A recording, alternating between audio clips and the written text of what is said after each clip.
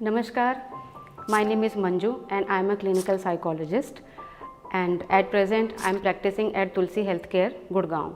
So in today's video we will be talking about schizophrenia. So schizophrenia is a very serious mental health disorder where it affects how a person thinks, feels and behaves. So in schizophrenia the person loses touch with the reality, which is very distressing for the patient and their family as well.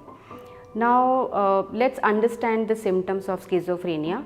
So though symptoms of schizophrenia differ person to person, but that can be divided broadly into three categories. So the first category is psychotic symptoms. So in psychotic symptoms there are some changes in the way a person thinks, acts and experiences his or her environment. So basically they lose the touch with reality, what other people are experiencing, and that is how their experiences are distorted, or we can say that not like other people are experiencing. So psychotic symptoms further may be divided into four parts. So the first is hallucination. Hallucination is called when a person is experiencing something without a presence of a stimuli. So let's say a person is hearing something which is actually not there, or maybe other people are not hearing at the same time. There can be visual hallucinations wherein the person is seeing something which other people are not seeing at the same time, and accordingly there can be olfactory hallucinations. Let's say the person is smelling something without the actual presence of that smell.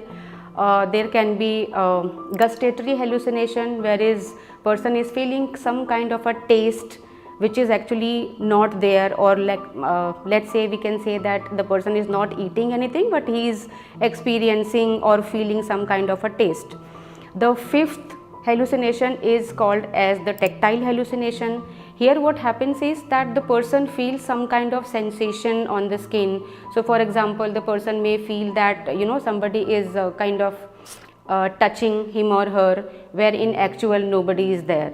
So these are 5 types of hallucination which are actually based on our 5 senses, to say ear, eyes, nose, tongue and yes, skin. The second category is delusion.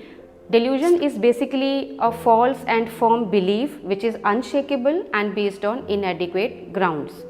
So during delusion the person has some kind of belief जो family में सबको पता है that is not true, the friends knows, or maybe if a person takes some help of doctors, they also try to make the person understand, let's say that that is not real. However, the person will not understand and accept that because that belief is that strong. Even if we are going to present some kind of evidences to contradict his belief, then also the person may not believe that it is that firm belief.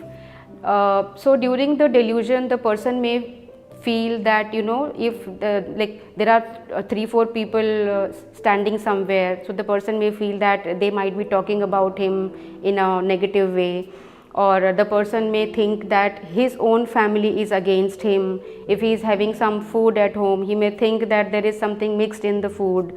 So basically the persecutory ideas may be present, and delusion have a lot of types. So it can be any kind of a belief which has no reality or which has no grounds for the things to be a truth. So the third category is thought disorder. So during thought disorder the person has some kind of illogical thinking, or we can say the unusual thinking the person may have, and also the way person tries to communicate his message to other people, that may also get affected. So for example, few people may use some new words which has never been discovered.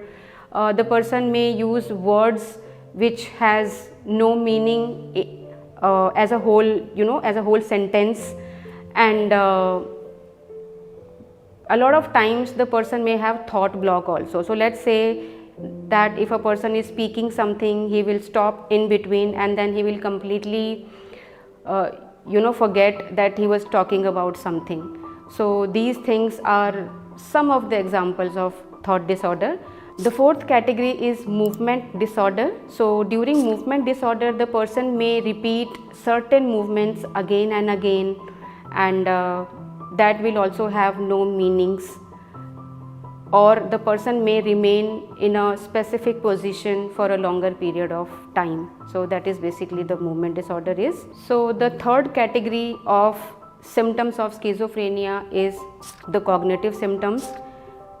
In this, the person's attention and concentration, including memory, gets affected. So for example, the person may not be able to pay attention on something, he will not be able to focus for a specific thing for a longer period of time. The information processing will get affected.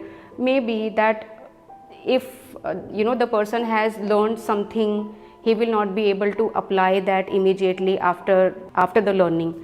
Please share this video as much as possible so that the people can seek help. In our surroundings, approximately 1% people are having schizophrenia, so that they can be benefited out of that. You may contact on our website for the further information or our contact number mentioned on the screen. Thank you very much.